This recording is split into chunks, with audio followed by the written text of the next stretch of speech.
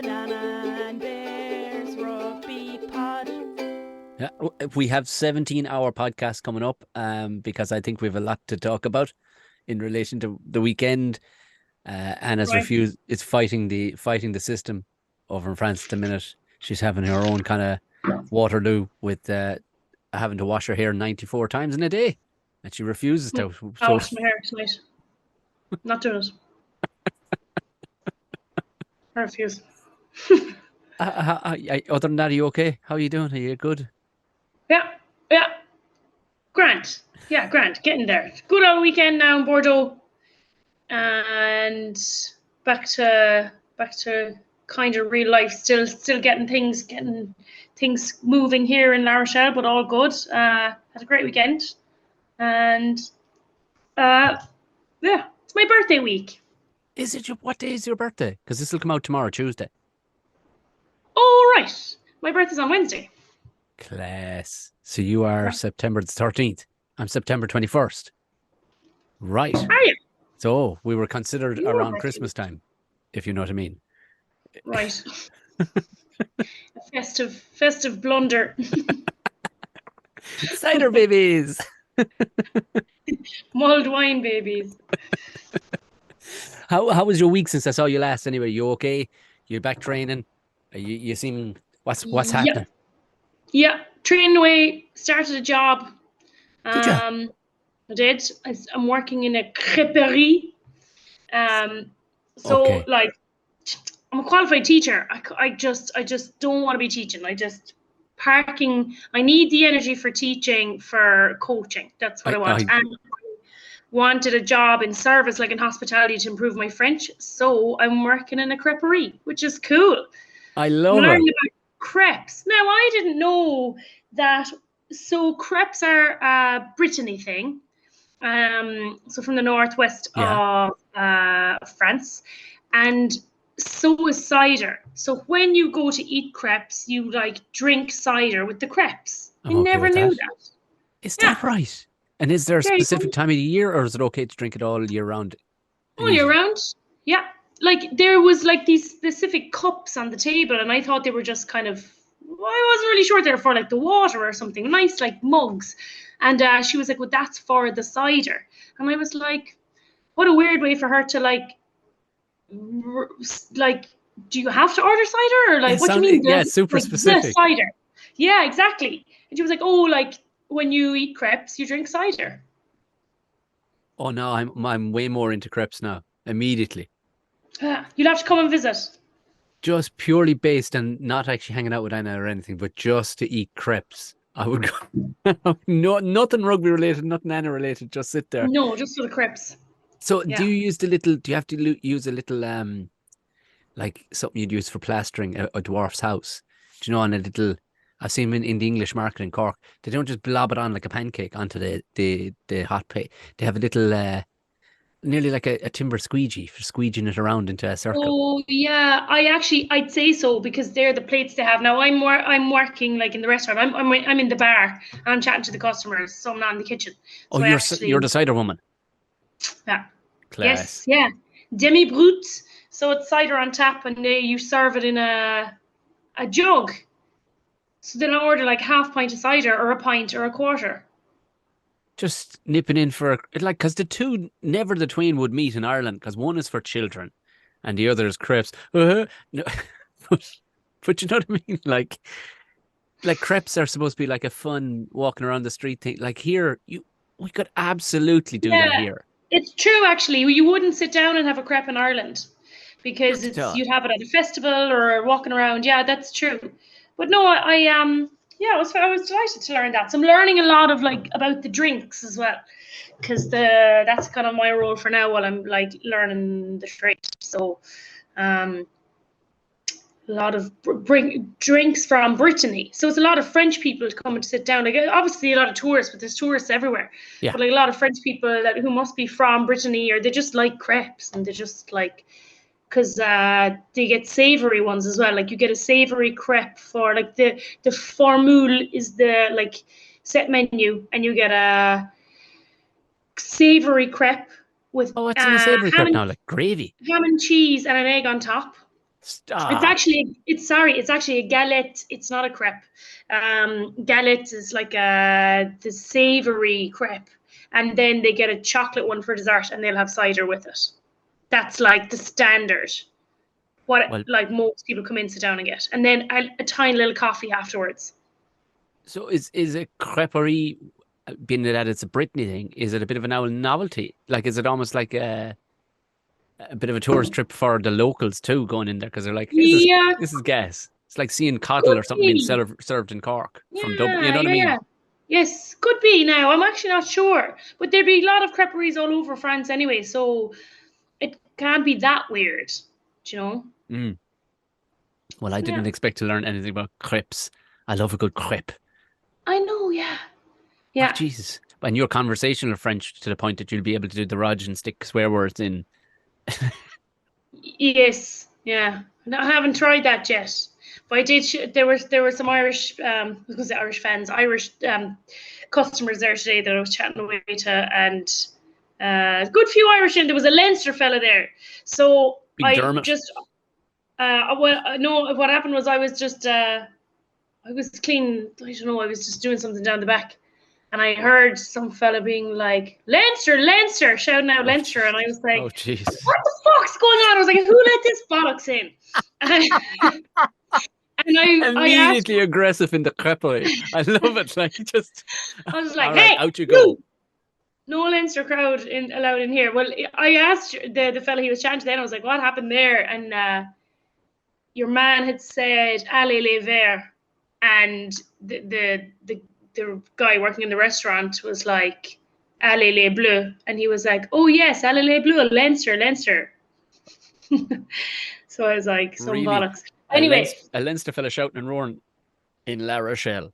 I mean, come on. There's loads of people going around La Rochelle with Leinster and Munster jerseys. But anyway, we talk about crepes all day, but we'll get on to the rugby. Yes. Yeah. Yeah. How was your weekend? Did you watch?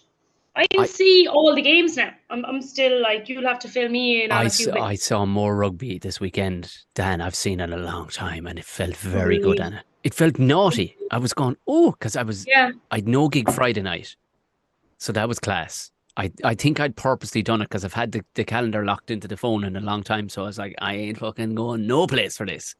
Few beers, sitting right here in this position, and watching it by myself in the shade. Class. And then the Irish one. I got to see the Irish one. I was hosting at the live screening of it at the International Rugby Experience, which is something you will absolutely cartwheel through. It is so up your street. But for people, it's really wholesome. It's really, really wholesome for people that know nothing about rugby as well to go around. Cool. But it's so comprehensive that it would intrigue somebody coming from your standpoint to somebody who'd say was a soccer head or a hurling head or something like that. It would intrigue you because there's like 6 levels, and each level means something different. And it's amazing, very, very brilliantly done. Even if you had a critical eye going, Errol, how good can it be? And you go in, you're like, oh, okay. That's what I'm wondering. I'm like, how good can it be? Yeah, exactly. So can't wait to check it out. It is tremendous, and they can't wait to see you. Emma and Barry, who were there, Barry's CEO, and Emma, shout out to those two. Barry's a big fan of the podcast. Unreal. He's CEO in there, and he was just saying, like, would love to have you trial some of the stuff. You know what I mean? Because you've got everybody giving it a go, but like they have lasers, and you literally have Keith Earls teaching you how to sidestep. Cool or what? Like, oh, so cool. Faf de Klerk teaching you how to pass. Like, oh yeah. Yeah. So we got to we watched it. But it's all about it's wholesome. Like, it's not all just that. It's not all just rugby skills. There's like a room where you learn the haka, and kids can stand in a certain spot too, and they can learn the haka. But it's more about the integrity and the kind of just being a good person. You come out a better person as a result of it. Like, but you could see it by the people that came to the screening. Then they were all going on to see it, or they had just done the experience, and there were still maybe 60 people in the room. You'd say, oh, sure, what do they need me for? But in all fairness, so they're not just sitting there awkwardly watching this big screen by themselves, because we had people in there from South Africa, people in there from all over the world. But in fairness, everybody dressed in green. And they found one Romanian guy He brought his flag and everything. He was an absolute sweetheart. He was like, everybody was going, it might be 20, 25 points. He was like, I'm afraid, my friend, you just hand up that it's going to be closer to 50 or 60. I'm seeing this big style. Yes. Oh, really? Oh, he knew what was coming, so. Yeah. But he gave me a badge before he went away. He gave me an Ireland Romania little shirt pin. Legend. Class. Legend of a fella. Daniel from Romania. Very nice man. Very, very nice. Like, Shout out. very wholesome and very strange for me not to be hosting something where everybody's kind of mildly drunk or extremely drunk, or at least has their hands on a drink. There was children in there. Oh, but were they serving drinks in there? No. It was teas, coffees, and other things. It was very wholesome. Yeah, it was a very different, cool vibe. Like people were nice people. Do you know what I mean? Like there was nobody banging off your end. There was no. Yeah. It was just a very, very nice environment. But it made it all the easier to watch. You know, there was a point where you're like, but did you watch we watched it because we were texting each other back and forth during the All Blacks French match. Yes. Yeah. The opening night. So well, that's the thing about, when you go to a match, you miss a lot of other matches because you're traveling and you're getting food and so that was the one thing I was like, I've missed a lot of the rugby now this weekend, but by all accounts there was a lot of shite rugby that went on as well. I know people that all the media that seem to be over there are buzzing because of course they're fucking buzzing. First weekend away, you're in France, it's roasting hot, it's class. But I'm sitting with an objective critical eye going, I'm sorry, but that standard of rugby that was played this weekend was absolute thunder shit. By their own natural standing, you know what I mean? And I know it's saying it's a sweaty ball and stuff, but we were tweeting, texting back and forth going, okay, this is straight up shit from both the All Blacks and France. The heat, you can definitely say that it played a part in every game this weekend, but also nerves, getting into it because, like we say, the warm-up games are a load of shite, but it kind of, not too anticlimactic, because it's still like, okay, there was so much rugby on. It wasn't like, one game and then that's done. There was loads more to come and there's plenty to talk about. And because they're playing again next week and it's going to go on. It's 7 weeks of fucking rugby, so there's probably no harm that it was a bit of a slow start because there's fucking plenty to come.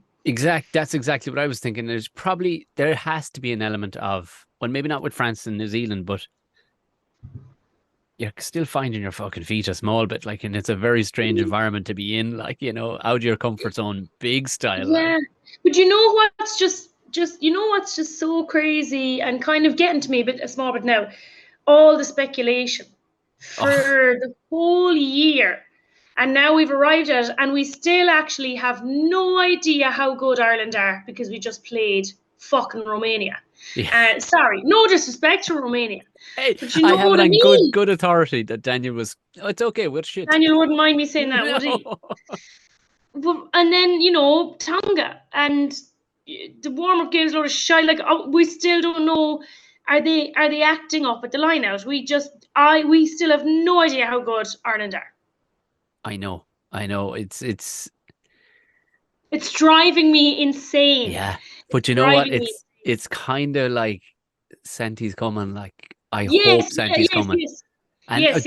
I think everybody had to show some sort of. They had to show the top of their knickers anyway this weekend.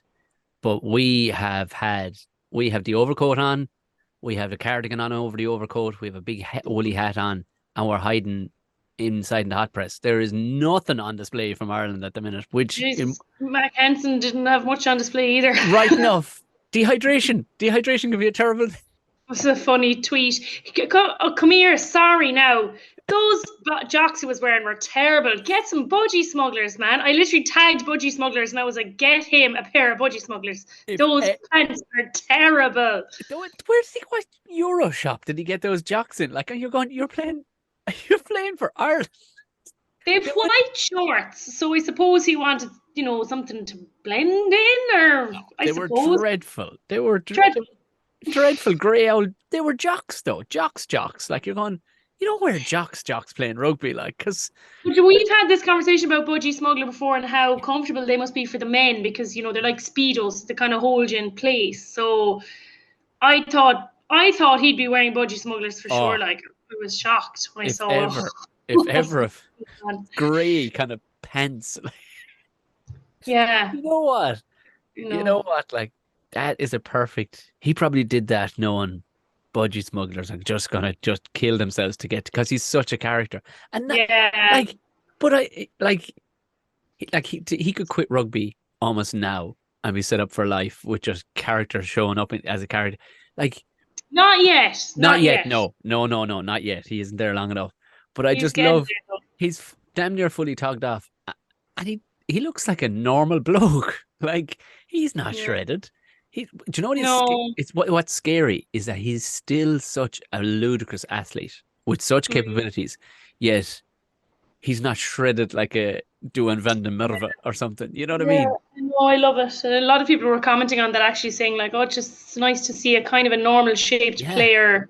But if people are listening to this and they don't know what happened, Mac Hansen basically gifted his shorts to someone. He threw them into the crowd and someone caught them. So I'm not sure anybody asked for him. He just chucked them in the audience.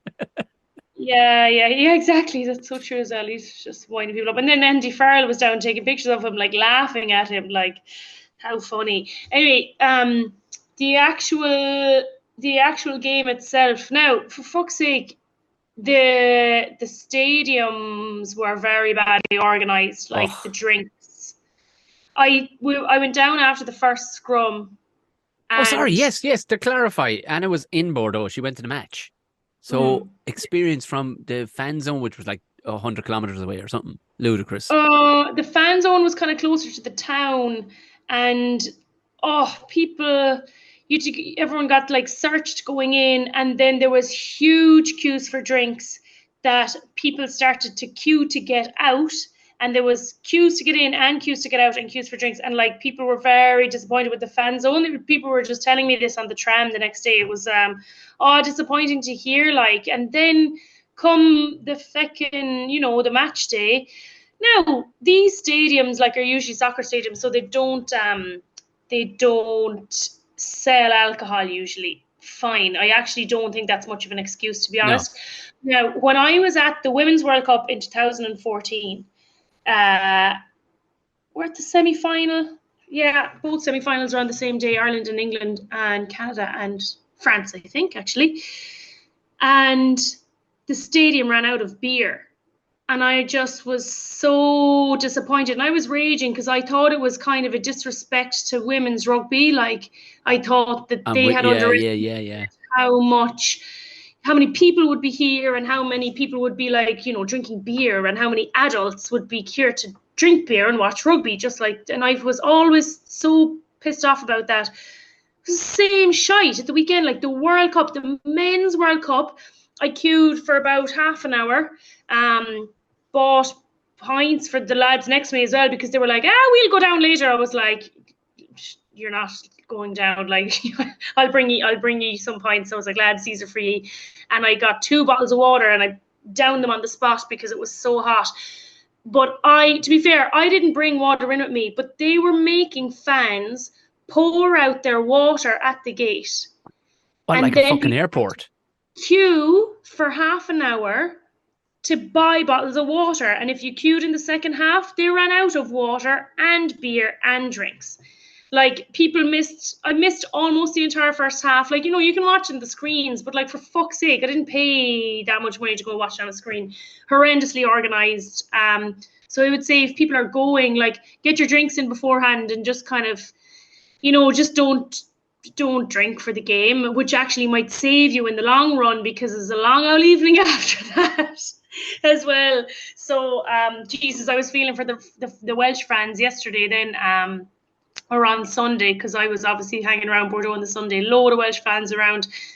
They weren't kicking off till 9 p.m. last night, and it was like 2 o'clock, and they were on the pints, like singing in the pub. I was like, holy shit, like they're not going to make it. So that's tough. I'll go on in the heat as well. Like, you need to make sure you're just pounding the water.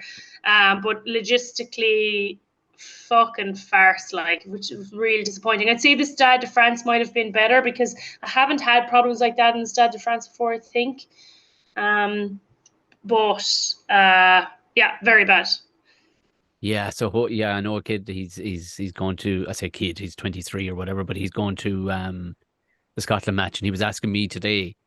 He's like, "Do you think it'll be as bad with the queuing us?" I hope they'll have ironed the fucking wrinkles out by the Scotland match. Like, but yeah, was this the World? That'll be in the Stade de France, so Yeah, he'd be all right. Like, but was this the World Cup we were vying for back in the day? No, yes, is yeah, yeah. yeah. Well, we wouldn't have fucking ran out of beer anyway. That's for sure. If nothing No, else, but sure, where the fuck were people going to stay? yeah, it's the only thing. You might have had beer, but you wouldn't have had a bed. No. But if you've enough beer, you don't need a bed. Do you know what? Irish people are very accommodating too. Like if you just show up with sausages, we'd put you up. That's it. Just a packet of sausages under your arm. Disaster, never. Because like the thing is, with what was it? You know, like when Munster play, if there's visiting fans, they have to stay in Cork. So if you've got matches in Limerick and Cork, where the people, there's nowhere for people to stay. No, it's true. It's true. It wouldn't have worked at all. At all. No. Just staying in hay barns on people's farms. That'd be about it.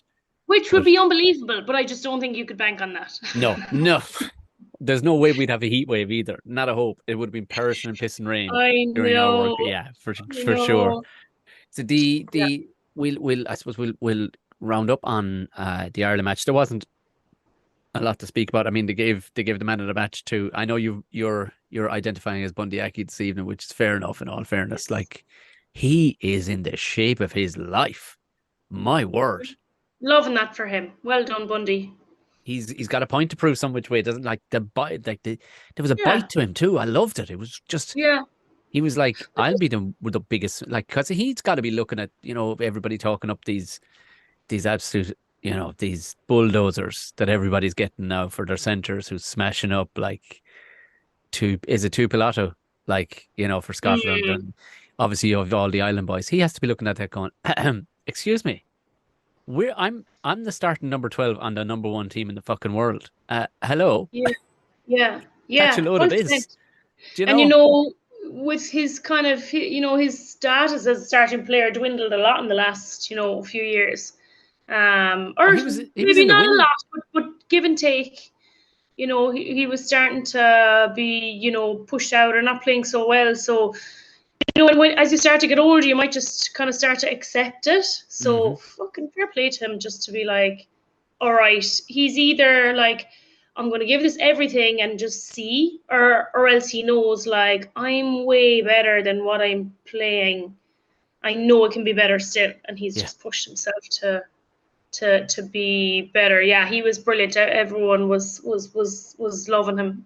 Even his fitness at the very. I loved that try at the end. It was everything. It was like, well, this is better than 10 tries that you just scored. That we're not fucking kicking it out. I love that. We're going again. Yeah, that was great crack, great fun. All the tries were great fun, really, to watch. Like very, creative team tries and, good crack. It was entertaining enough anyway, just to be there, even though it's 82-8, like what a scoreline. But so we still don't know how good Ireland are. No, we don't. We don't know how good Ireland are. I like you said, we learned absolutely nothing, but at the same time, it was got a good run around in the heat. That'll help. Yeah, and Johnny Sexton got near 60 minutes into him, and Jesus, like he didn't look like. He looked on it from the get-go. It's like, gee, if this guy's RoboCop, just plug him in again and off he goes. Yeah. But now the opening try. Romania.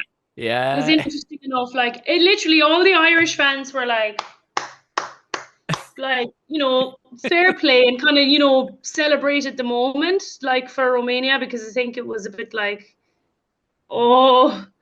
What have you done? Stand back now. What have you done? Yeah. But, even in the warm up, you could see that they were suffering in the heat. Like it was fucking tough. Oh. So I'd say when they came out, they were like, "Oh Jesus!" So, but then, you haven't got a choice then. You just have to switch on, especially when Romania scores a try on you early like that. So there was a real daddy moment. I don't know if you got to see it or had you gotten in at that stage. And it was they were standing for the anthems, but they were just they were in the sun, but 2 steps forward would take you into the shade of the stand. Yeah. And Johnny Sexton looked at his lads, he went, "Man, the fuck," and he actually looked down to the Romanian boys, and he was like, "Here, look, step in there to fuck, will you?" And he literally went, "Into fuck, come on." And they all just kind of looked at him and went, "Okay, Dad." I swear to God, everybody looked at Johnny Sexton like he was dead. Yeah. And they all took 2 steps forward. And thank fuck. At least for this respite. We're going to have hell for 80 minutes for the respite of 2 minutes of the anthems. Definitely. Do you know what was really nice what I noticed when the anthems were on as well is that they had, I don't know if they show that on telly, but the Irish flag is for the rugby team is an IRFU flag, with the crests. They didn't have that.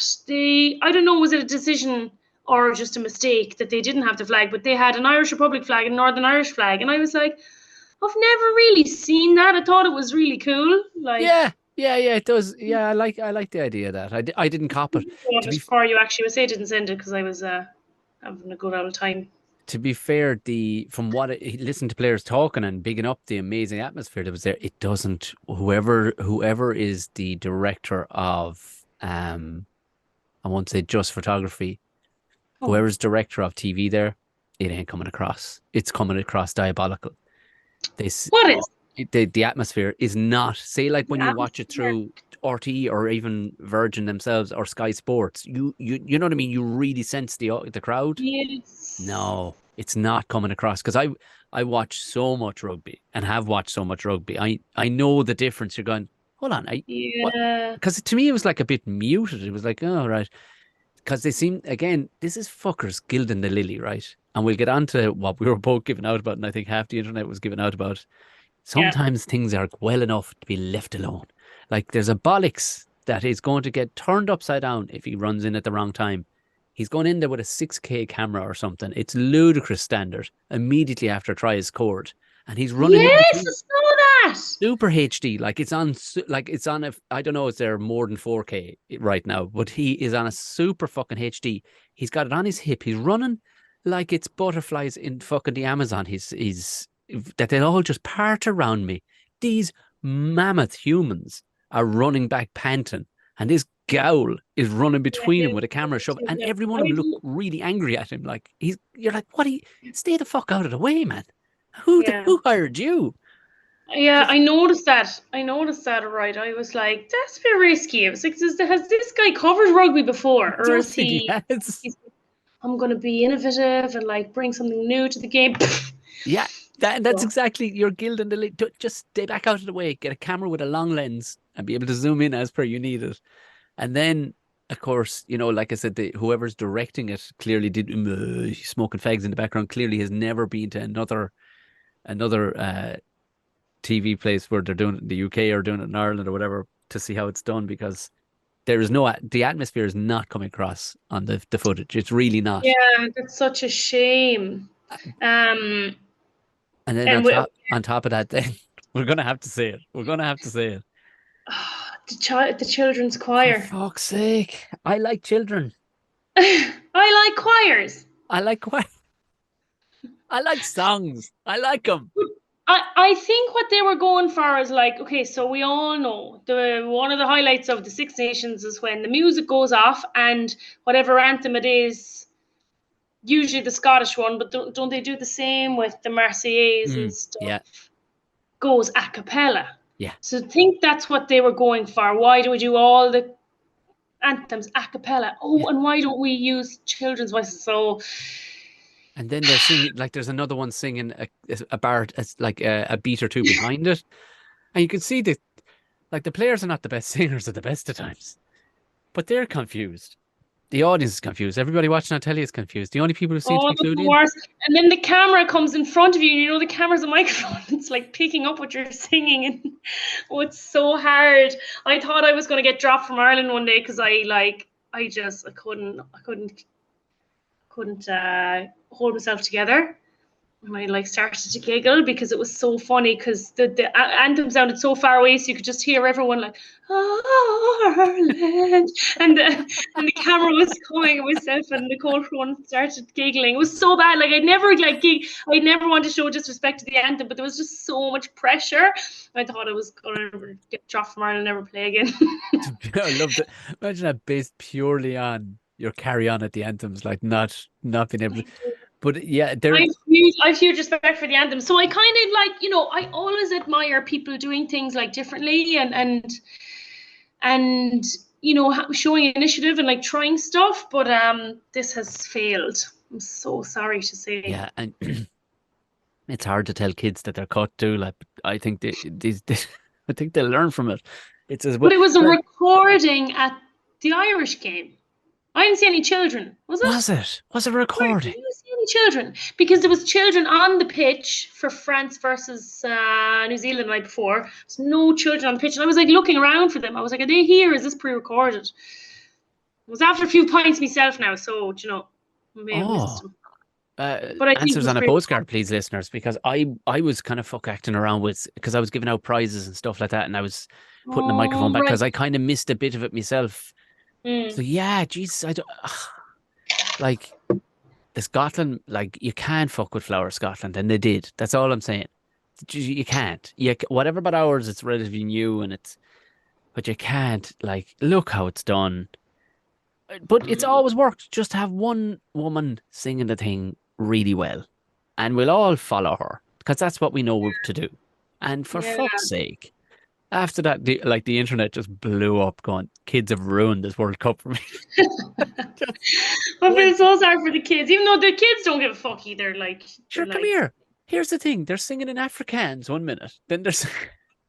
Oh, yeah, that's kind of cool, to be fair. They don't know what they're saying. Nor will they know any of the dogs. I think nobody's given... It's actually all very light and tongue-in-cheek. Very late for those children to be up anyway, those 9 p.m.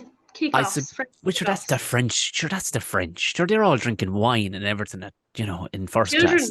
Yeah, sure, that's the French. And sure, I suppose it's like the late Thai show. It only comes around once a year. And for them, they literally. Do you know what it reminds me of? When I worked in school in England, we had an open evening, and I had to train the kids to sing a song in Spanish and French and German. 3 songs, right? And the opening went on from like 4 p.m. to 9 p.m. And every time a new group came into the room, they'd launch into the song, and they were great at about 4 o'clock to 5 o'clock. 6, 7, 8 o'clock, they were like, and I was like, hey, like trying like. When I got home, I was like, it was like me, the fucking video I sent you last week, and I was like, I can't do this fucking song. So that's what the kids are going to be like come the final. Yeah, they'll be like, just these worn out children, raggedy little polo shirts on it.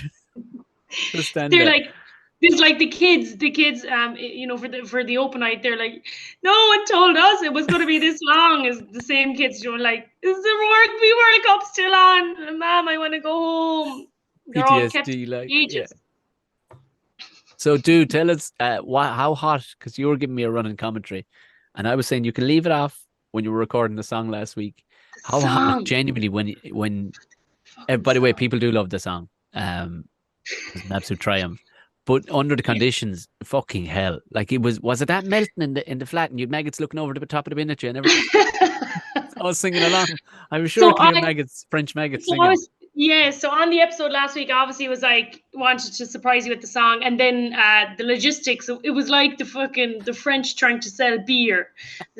It just didn't work, right? It just didn't work. We ran out of beer. At least you knew when it didn't work. Those fuckers are and those kids with the choir, they're still pricking hip. Yeah. Yeah, it's your fault. Anyway, you were like, okay, could you record it without the sound? So I had to listen to it in one ear and just sing it out loud. So it was basically a cappella, lol, sticking with the theme.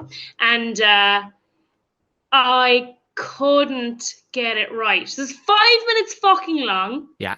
Again, I'm like the kids. I was like the kids in the choir. I was like trying to get through. I was so tired. I was so thirsty because I had to close the window in my flat because I had to have the lights on. And if the lights on when the window's open, the flies come in. By the way, the flies in Bordeaux had a feast of Irish blood at the weekend. All the Irish people coming back to Ireland are like scratching. I have bites. The only place I don't have bites is on my fucking eyeballs. And just only because my eyes were closed and I was asleep. Like, honestly, I am eaten alive. So all the Irish people are covered in bites. Like, fucking old French flies. Oh, they were like, allons-y. Oh, there's some Irish supporters in here. They taste so good. No. The potato-filled blood is so starchy. It's beautiful. Oh, this one tastes like Guinness. Oh. Yeah, so eaten alive. Anyway, go back to the song. I don't know how long it was taking. I was texting you being like, I can't do this. Like, I'm dying. Like, I have tried for so long to record this song and I kept making mistakes. I was about to delete all the videos, but I think I'll make a compilation of like the bleeps, the blunders. It's like, no, fuck! Because the song is so long and like the verses change and I was like going cross-eyed. Anyway, finally managed to do one without an error and you did a great job putting the music to it, but I still blame my sister for suggesting that song. To be fair, like I was expecting to see you in like 3 different shirts throughout it because you just cut it together over 3 days. Because it's some length of a song to get, and given that it was 40 degrees, the maggots trying to kick out of the bin. The maggots came back. Do back. You know what I mean? And you're reading it with the excitement and everything. God bless you. Fair play, because I was like, I won't see this till next week. There's no way. Because the brain will not work under those conditions. You could run through a wall, all right, if somebody told you, but the brain will not work under those conditions. That was some going. Yeah. Well, actually, I'll put it. Now, people, you know, and if you're going, what song are you talking about? Literally look at the episode underneath this. It's the song by itself. I put the song up there by itself so people can just play it. Yeah, as an episode. Oh, unreal. So and it came from us deciding this is how, like, you know, Ireland should have been a bit more charismatic in announcing their team. So they know where to find me next time. If somebody's really talented and you have the kind of job or the kind of life where you go, I have loads of time to do something. What would be amazing is if you could line up all the pictures of the players that Anna sings and mentions and keep it in tune, in timing with. Now it's be some going if we have a video editor genius on here who could time it up as if you are announcing it, because all the photographs are there to be gotten. Because that's what, so the song actually is like, it's like a cover of a cover. I've heard it done to different sports over the years, but it was done quite famously for Italian 90, I think. And that's what the person did in their video. There's a YouTube video and it's all the different players that pop up. So, yeah. Well, I'll leave it in somebody's hands because I don't think I have the ability to be able to do it. But if Chat GPT do it first. They probably would. It probably would actually, yeah. But then it would probably steal your identity. And before you know it, there's a computer making crepes going, this little computer with a little slim little mustache going, at you go, Miss Anna, I'm here now. That's how it works, isn't it? They just steal your identity. I don't know. Could be. They changed the locks in my studio. I brought my bike back, by the way, to France when I went. I was playing golf last week. Have I spoken to you since? No, you were about to go playing golf the next day in Cork. Oh, yes, because I was recording from Mallow last week. Yeah. Was I? Yeah. Oh, yes. Anyway, how'd you bring the fucking bike back? Sorry for using profanities and revering, but you're so I put it on the flight. I got a bike box from a bike shop, you know, because they order in their bikes all the time, so just got one from them, loaded it up, onto the flight, 60 €, because I haven't been able to start work here straight away. I don't have money to buy a bike. So of course, yeah. Bring my bike over and have my bike. Initially, what I wanted to do was, no, I can't because I'm in pre-season and training and started a job, but like a couple of my friends are cycling from Bordeaux to Nantes. Oh, you were saying that. Yeah. So. And is it a left-hand bike now or a right-hand bike, or have you to get a converted? Is it okay to drive under? No, it's a backwards bike. So you just you ring your bell and you shout out and people get out of your way and you just go backwards. So but I am going to meet them on Wednesday now and cycle a little bit of the way.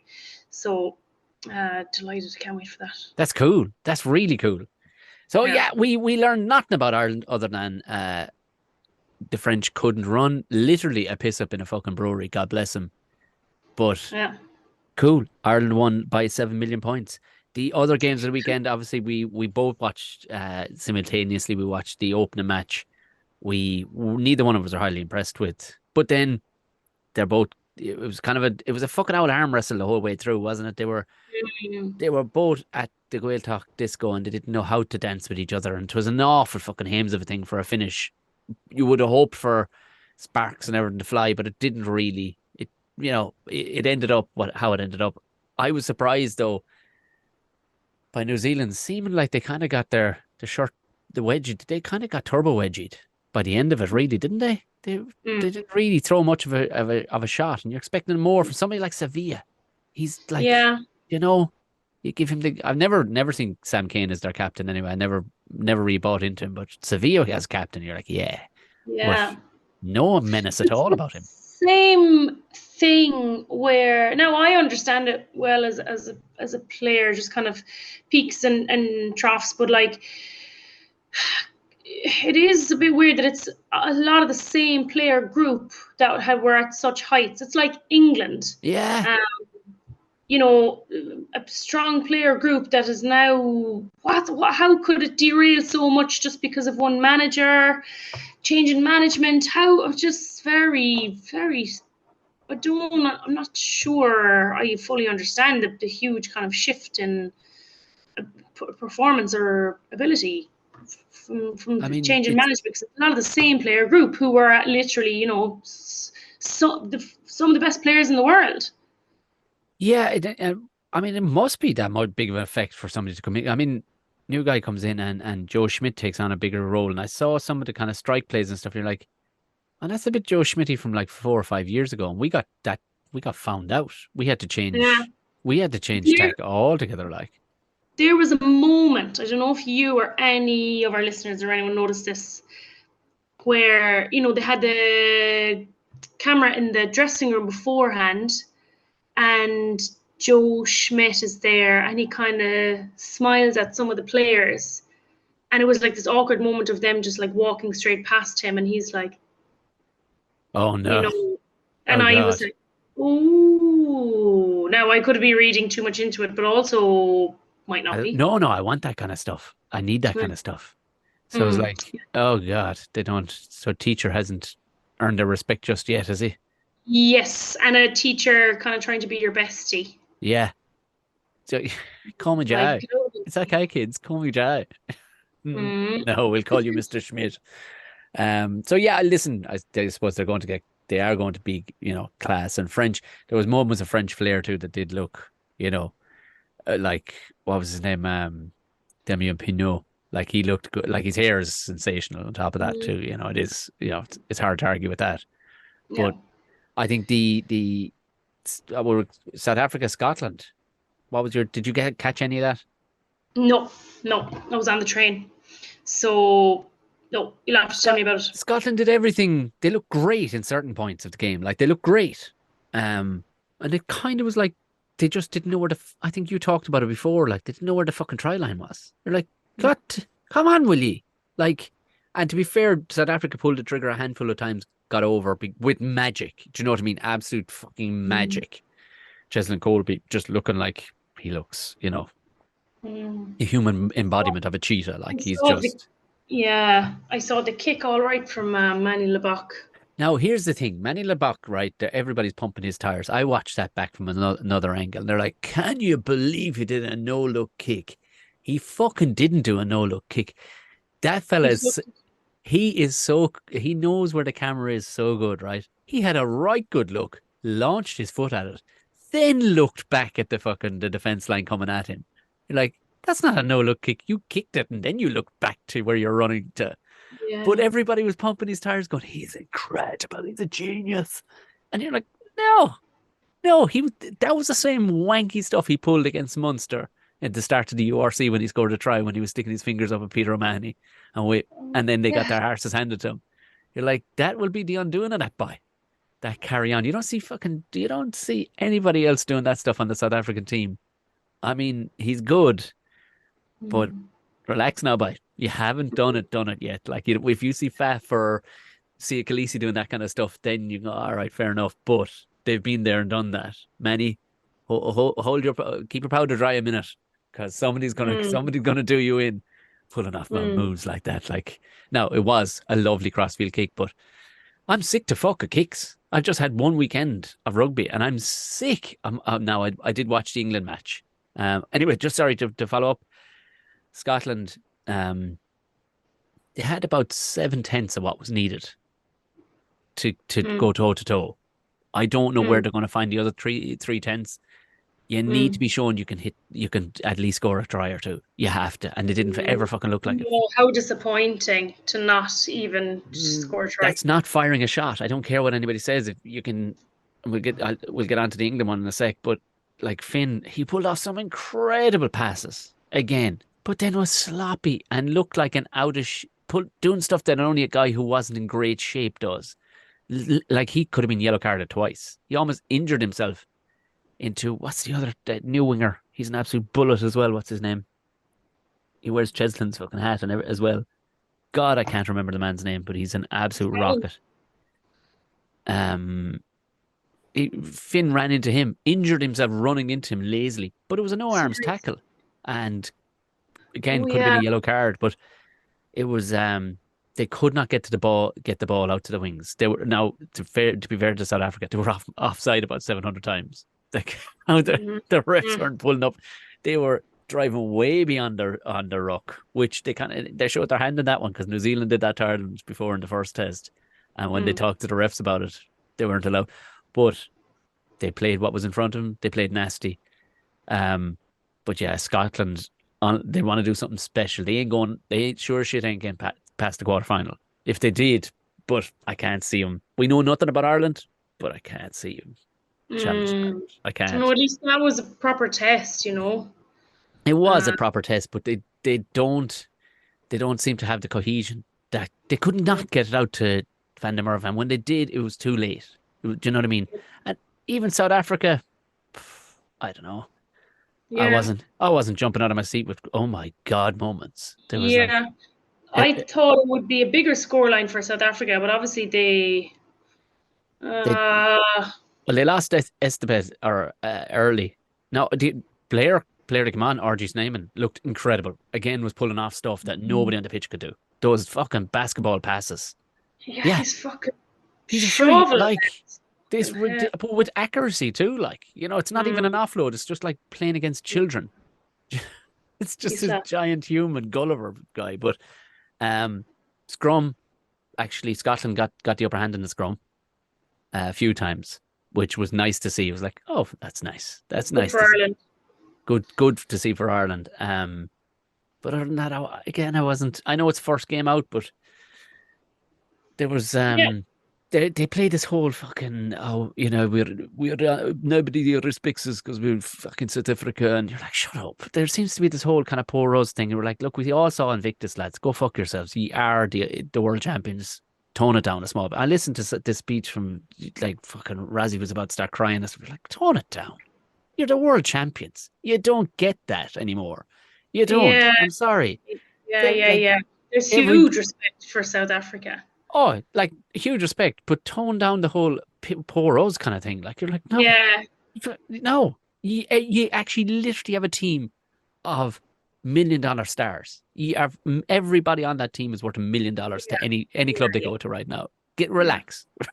Relax. Yeah. Faf de Klerk, because Manny was pissing the bed on the tee. Faf de Klerk just doing what Faf de Klerk does from the touchline, either side, bang, over, not a bother on him. You're going, yeah, okay. Did you get to see England Argentina? Oh, you're okay if you didn't. It was on the screen. Yeah. I was half watching it out the corner of both eyes going different directions. Okay. Well, you missed an absolute. If you looked into the bin with your maggots looking back out at you, and they were singing anthems badly, then that would have been a greater. Oh. You know what? I kept meaning to say this to you on the pod that no one had spoken about Argentina before the tournament at all. And I kept meaning to say, fucking Argentina could come out of the woodwork here and pull something out of the bag because, be just like them. Like, 'cause remember Argentina Yeah. when, after lockdown and they beat the All Blacks, and I was like, they're fucking brewing something there now. They're good at laying low. No one gives a fuck about them. They don't give a fuck about everyone else. They love just like coming in and causing shit and playing really well because they play so wonderfully and like hardcore work rate. And I was like looking at the score and I was like, how is that England? Like, how is this so shit? Like, what went on without fucking. I genuinely there was shy rugby. because Michael Cheika has done what Michael Cheika has done. They've got Felipe Contepomi. I genuinely think they actually threw that match. I think they fucking threw it.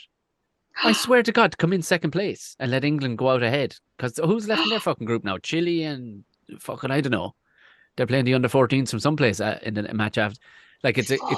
I swear my life, I genuinely think they threw it because they were fucking rubbish. Like England were right. Okay, they were harrying in tackles, but look, I do love a good conspiracy theory, and I think you're on board with me on this one. I think because they're too good to have been beaten by a team that don't have the confidence to fucking do anything other than drop goals. 3 drop goals in a row. Now, they were all very good, but who the fuck wants to pay for a World Cup ticket to go see George fucking Steady Eddie Ford, who, by the way, had the game of his life as an out half. Now, did he set up a fucking try? No, he fucking didn't. But was banging over drop goals. And you're like, well, this is paint dry. Are you fucking joking me? Who has bought a ticket to come in and see this? Like, this is... Yeah, but England would have still been enjoying it in a way because... Oh, listen, because they've... and they've had nothing but shite up until now. Like Mario Toji looked kind of not back to his best, but they were celebrating every fucking thing then as well. As like, I know, it's so embarrassing. It's cringe, like roaring and shouting at rucks and stuff. Like, but I thought that they had addressed that as a squad. I thought that had been addressed, and the one thing they weren't doing was what they did against Ireland that time when the opposition made a mistake. They weren't doing that too bad. But Jesus Christ, you win a turnover at a ruck and it's like screaming and roaring. You're like, fucking tone it down. Like, it was funny by polar opposite now. I know we were playing Romania, but like Ireland scored some incredible tries that at the very least deserved high fives. You see the amount of lads that were running back and nobody even went down to celebrate with them. They're like, Grant, back in position. Yeah. Do you know what I find though? Sometimes... no, do you know what I'm about to say actually isn't true, because if England were even at the top of their game, they'd still be celebrating those little things. Yeah, they would, yeah. Because what I found is, I remember I'd always say, like, especially if you're like a weaker team, like I remember playing Saracens years ago, and I was playing for Richmond, and Saracens were way better than us. Like I think they won the Prem in the end, and they were like stand out. And Richmond at that time had started to like lose a lot of its like good players, and we finished very low in the league, if not bottom. Oh Jesus, I can't remember. And we scored a try early on, and the celebrating pissed me off so much, because what the message it sent was, there's no way we should have scored this try, which makes the opposition feel like there's no fucking way they should have scored that try. And of course, it follows up then with Saracens absolutely pumping us. Like, what would have been more scary, and I've been on the other side of it then as well, like in a Saracens' shoes there, like, got up, high five, this was the plan, off we go. That would have scared me way more. They're coming again, like they have another plan, like, Yeah, this isn't, they're not surprised by this, they're not shocked by that try, but like literally, like the girls like, yes! Like, oh my God, like showing with their eyes and ears, we cannot believe we've just scored, and it sends a message to the team being like, pull your socks up, so maybe England are in a kind of a position where they're like literally just, even though they shouldn't be, but they're kind of, were they in their minds thinking we could really lose this? Yeah. So that they're like, yeah, well, the media breathing down their throat, saying that they might make it out of the group. Do you know what I mean? They lose to Argentina. They, and don't. Who have they got? Who have they got? They got Samoa in their group. Do you know? So it was looking potential. People now, England do come World Cups and stuff like that, but that was some diabolical shit. 3 drop goals. I wonder what you're saying about Argentina now. Michael Cheika will do whatever it takes. Yeah, I'm very quick to shut down a conspiracy theory, I must say. Like when you were saying about Sia Khaleesi there last week, yeah, I know, but we got to throw some spice in the pot. Alas, I'm not too quick to shout that one down.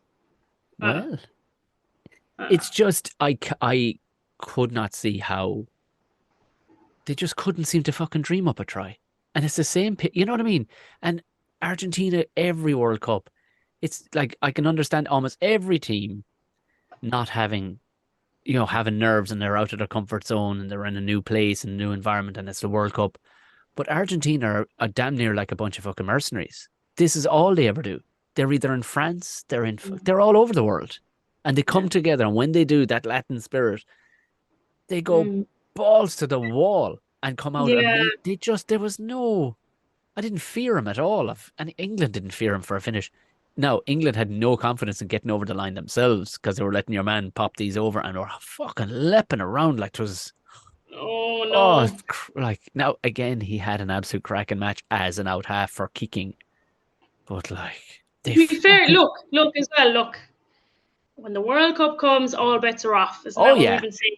That's what I think as well. It was some drab piss to watch. Now, I mean I know they're all trying to fucking hide, the Gary Owen tactic because the ball's a bit slippy and oh god, but it's like you have to put on like Andy Farrell, what he said about that last try at the very end. He said I did not want him to kick it out. I thought they were going to, and I'd be okay with it, but I really wanted them to do one last thing for the crowd and one last thing for the people at home.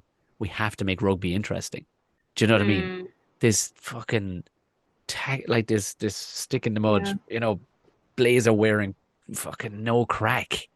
And I mean, it spills over into. I'm not gonna beg him too much, but Jesus Christ, the lack of zest and crack out of the Irish punditry. Now you wouldn't have seen it from your end. We're like, oh no, oh lads, Jesus Christ, throw up a graphic or something. Like, play some music. Like, if you looked in polar with less money spent, you say the Sunday game with the hurling. You have 3 very passionate people talking to Michael Lester, and he's like, "Well, yes, you know what?" And they're back and forth, and they're going, and let's cut back to what we're watching here, and they're disagreeing, and they're back and forth. Last night I watched Carney, Andrew Trimble, and Alwyn Jones talk to Joe Malloy. Yeah, and nobody's heart rate got above damn near death. Now, in fairness, Trimby tried to pipe up a few times, and but the other fella, Carney, was sniggering, kind of like, "Yeah, I knew you'd like that, all right." Oh my god, oh fucking might. Like they're not in. I get it. They're trying to get it across the line in no uncertain terms that they know what they're talking about when it comes to rugby. But what they don't grasp about an audience, and at least retain about 10% of people know what the fuck is going on. This is the World Cup. This is where you want to. This is what you need to be doing. This is the opportunity to sweep people. Is that Virgin Media? Yeah, from the peripheries, and then you go over. Ortiz a bit more zest. They spent a few more quid on the watch. They had Zeeb's. I heard. I was reading good things about Simon Zeebo, that he was great. He was great, but he sounded like somebody who likes rugby. The rest of them were talking like it was the Leaving Cert they were talking about. I get it. Yeah. Training an Irish media, like they won't pump the tires at all, which is the polar opposite of what we're trying to do. We're trying to bring in people into rugby to show them how good it is. Like, and these would drive you back out the door again, because you'd open the door to this studio and you go, "Ah, you're grand. I'll go back to." I know, yeah. Speaking of now, I know you're good now, and we're trying not to be like, negative and like piss Yes. on someone's pancakes. But the refereeing, Yeah. And I don't, oh, yes, I'm the same. I, I hate it, and Wow. I don't like. I hate when people go on about referees after games, but I was here in bed last night, so got Mm. home last night from Bordeaux, took myself into bed to watch Wales and Fiji.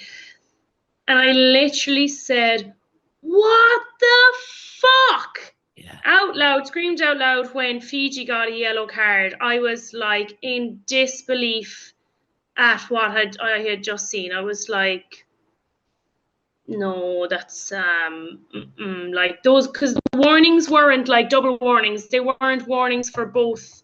Did you watch that game Oh last God, night? I did. And I'm just letting you run your heat here because Yeah. I feeling it. I feeling it.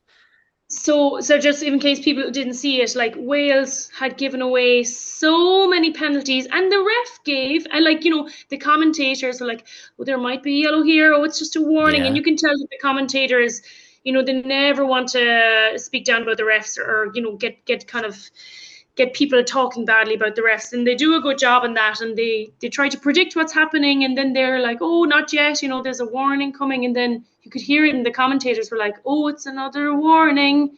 But sometimes Yeah. a ref will call in both captains and say, "Both of you sort your shit out." But all of the messages went directly to Wales: "Sort your shit out, sort your shit out, sort your shit out. Next one is going to be card next one." And then Fiji getting a yellow card, like the first infringement, I Yeah. was like, "What the fuck?" It's literally what I said. I was like, "What the fuck?" I was raging for Fiji, and like they should have won that game Oh, hands that was down. their game. They lost How that game. many Wales didn't how win it. many errors over the line? Not even maybe scoring, like in the act of scoring, lost the ball or held up, or was so unfair. Like Uh, not unfair, like just unfair as in like life's unfair kind of a thing. But the refereeing of the cards was very bad. Wales should have had two yellow Oh, two, cards. two, if not three. And I was looking at them Hmm. the same way. I don't want to, because these referees, just like players, don't become bad referees. There's something not right. The During the New Yeah. Zealand French match, there was a load of things not being looked at. It was like, what in the name of Jesus? You have Yes. all the tech in the world. Like, you literally have the best gear in the world here right now. But I would have, watching the games I've seen over the weekend, they were so inconsistent. And I'm not blaming the refs, because this must be guidelines that are piped down to them. Yeah. Or they've overcomplicated it with the refs and with their fucking bunker system seems to be a sham anyway. But they with the bunker system, for anybody wondering, is you can be sent off for 10 minutes with the sin bin, but with an option to have it upgraded to a red. Another referee sitting on the sideline can watch it and watch it again over an 8-minute period and designed it to be a red, which So what it does is takes away that time from the pitch where 80,000 people, as well as the 30 players in the pitch, are all staring at the ref, yes, waiting yeah, for yeah. him to make a decision. Because I understand as well, when you're caught up in the moment, like Matt Carley there now, the referee from Mm. from last night, you get caught up in a moment, and he might have thought he gave warnings to Fiji, because Yeah, that's what I was wondering. Yeah. so I don't want to start thinking about conspiracy here, because it'll ruin the game for you No, then. Do you know what I mean? Like, I think it's been overcomplicated on the refs. I would have more faith yes, yeah, in a yeah. Pro 16 game right now, because it's so But simple. sorry now, but like the TMOs are able to step in at any moment. Do you know? I don't know what's going on, because it would seem like that's like their power's been taken. Or like, it just seems to be, if we watched it, whatever it is, the Pro 14 or whatever it is now, that sounds like such an old, the Rabo Direct Cup, the Celtic League. Celtic Um, League. like, literally, you're watching, but you're listening in real time too. Also, there doesn't seem to be directives. Like, one of the best at giving chat is in the because we watch so much in the Celtic League, it's Holly Davison. She's literally talking. She's damn near sitting up on your back going, "Great job. Yeah, keep rolling there. Okay, now you're ready."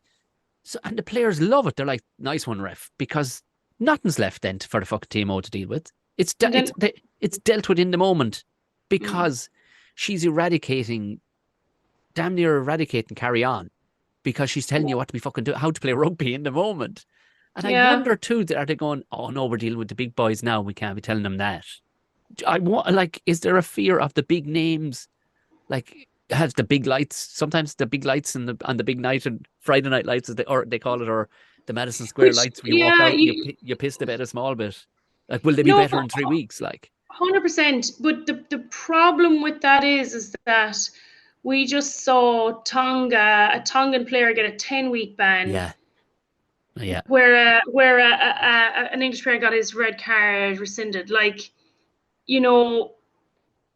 if it had been the other way around, you might, the things we're saying now of getting caught up in the moment are like much more understandable. It's just the fact that it was Fiji that were the ones who lost out. What a coincidence. Like, why is it always the Pacific nations or the tier 2 nations who just, have this kind of unconscious bias? So unconscious bias, when everyone talking about how New Zealand Richie McCaw was offside because of this unconscious bias and for how many years. Oh, so I don't want to be given out about the refs. I was just so disappointed last night. And then there was a few like head-on-head collisions that weren't looked at, which has been inconsistent with what has been very well drilled by the refs in the last 2 years. Yeah, and it just seems to have gone out the door in this first round. I wonder, is it big game nerves? The heat. Well, as you said, there's TMOs. I'm sorry now, but I'm going to have to harp back to the children singing. It is ruining everybody. It was definitely the children's choir. Well, come here. What the game of the weekend was Fiji and Wales. So I watched nearly all the rest of them, and you're grand. But there was some class stuff from both sides. Again, a bit too much kick of my liking. But at one stage, I know Wales were lucky to win it. There's no two ways. Everybody knows. But by Jesus Christ, I don't know what Josh Adams is made of. Did you see that Josh Adams tackle? Yes. Go back and watch it, people. He hit that man so hard that his togs fell down. Yes. His arse was out. He hit him so hard. Then they went back up again. He hit him. He tackled him out. The waistband came loose, and his glutes popped out. But I meant to say that too. There were handfuls of clatters of the week this weekend. Oh. And that was probably the winner, actually. Yeah, I was thinking that when I was watching it back. It's the lack of movement from Josh Adams, because nobody wants to get hit by a Fijian at full belt. And he aims for him and goes, all right, I'll go over him, or at least I'll hurt him. And Josh Adams didn't actually, he was like he was made of something different. He just anchored himself into the ground. Now, in fairness to the Fijian, I mean, it would have killed most people to do what he did, but he got hit so hard his pants fell down for a second. And but in fairness, he soldiered on. He was all right again after it. But I'd say even for a split second, he was like, what the fuck?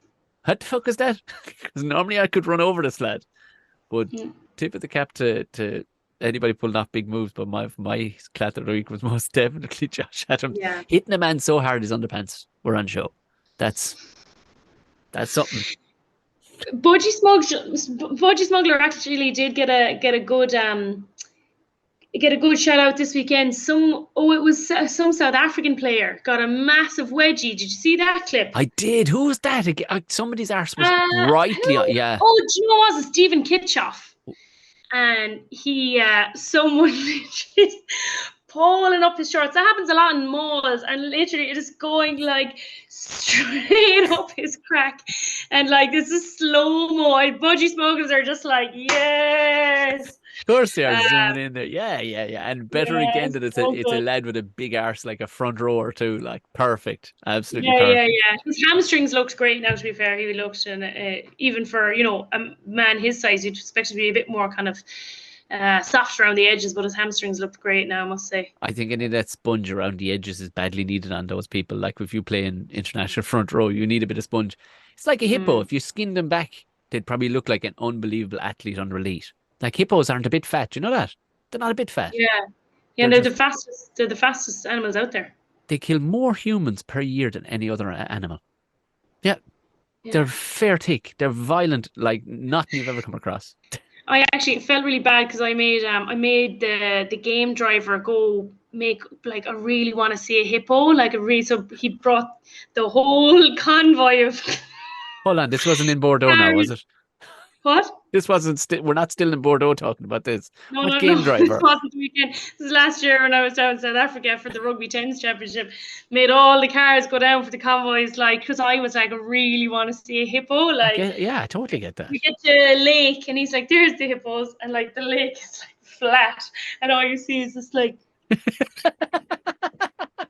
like. That was it. They didn't come out of the water at all. It was the most unimpressive thing ever. And I was like, oh, this is so cool. You bollocks. You dragged everybody down there to look at the ears. Fuck you. Anyway, come here. Let's go to bed because yeah. We have Tonga this weekend. Lord knows who's going to line out. I guess I suppose the big important names, everybody's had a cut now. I suppose it's time to start having a look at the likes of people. Ross Byrne hasn't got a rattle yet. Be interested to see how I don't know. I thought Crowley looked class when he came on. There was no shift in dynamic at all. He came on and even was fizzing a small bit. He was like, yeah. And his kicks, his conversions were class. I think they'll enjoy the game this weekend as well. Again, like it's similar. They'll be looking for similar vibes. Similar, yeah. Well, I can deal with them. So look, Ireland to win. Not obviously, but we hope. If nothing else, from the rest of the games of the weekend, I don't know how many people on tour right now with your international teams are listening to myself and Anna, but would you stop fucking kicking it, please? Just fucking tuck it under the jumper and go running. I think most of them listen to us, to be fair. That's what my guess. And well, Josh, fair play to you. Never seen a man hit somebody with a tackle so hard that their arse fell out of their stand up. But other than that, please. By the way, we got a very, very, very big reaction to our How to Rugby. People they loved it. They loved the roundup. If we have time this week, we maybe towards the latter end of the week, we'll do a quick little one, and we might run through because the big one that seemed to come in was, can you tell us quickly what each person does? And I think that's literally what each person does. So we'll go 1 through to 15, and we'll tell you what each person does, and that'll be our How to Rugby later on in the week. Right. Say goodnight to the maggots and turn the fan up to 50, and I'll talk to you again later in the week.